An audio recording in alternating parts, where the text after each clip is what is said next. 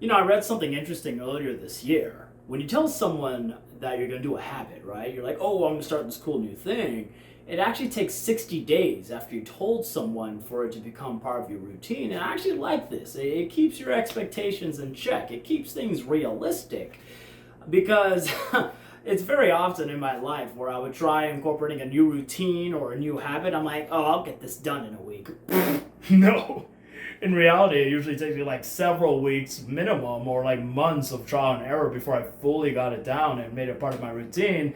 I think people secretly have unrealistic expectations when it comes to time, and they have this fantasy that they'll wake up one day, knock out all of their favorite tasks, all the things they've been putting off, and it's like this big epic thing. But I know some of you have been thinking of this for several years, because you know what? I had the same exact fantasy. I know I'm not special. If I had that fantasy, I know for a fact some of you had the same one for sure. In my opinion, it's completely okay to prioritize different things in different areas of your life. For example, let's say you're going through a period where you're focused on career, you're trying to make money, you're trying to get promoted, real talk, and you let your diet falter, right? You let your health fail a little bit. You gain weight. It happens. It happens to everyone at least once. And then with that excess money you made from your promotion, maybe you turn around and hire a trainer, right? To get you back into shape. Maybe put dating on the back burner for a bit. You want to become someone worth dating and worth spending time with. I've done both of those things. Real talk, guys.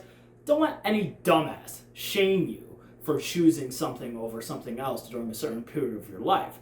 They don't understand the larger vision you have and what you're working towards here, right? You know what you want to work on, and you know what you want. So damn anyone else has anything to say about it. Making a choice means saying no to something else for the thing you actually want. There's always a cost. You can't actually do it all. I highly recommend taking the time to build, invest, or enter into systems that keep you accountable. Recognize how lazy we all actually are. You want to learn sales?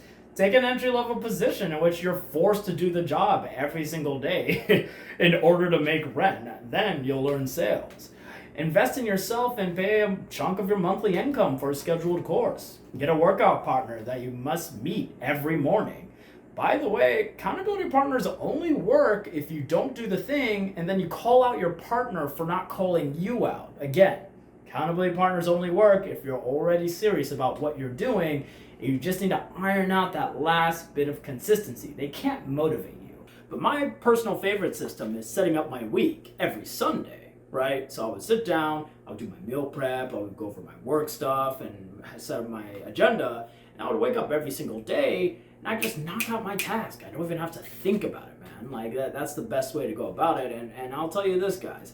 I notice when I don't do it. Like my weeks are a mess and everything is everywhere. So you want to do all the work on the front end, right? So you can execute on the back end, right? So I'm really enjoying thinking the ways in systems and thinking my own life as a system and almost thinking of myself as a corporation with different departments, right? That I have to work in and delegate work. So it's really, really interesting. And honestly, you might want to stick with one thing at a time when you're doing the weekly prep, if we're being honest here, right? If you want to do this smart, think in phases, think in months. Yes, change your thinking. Persistence is non-negotiable in this game. It's default.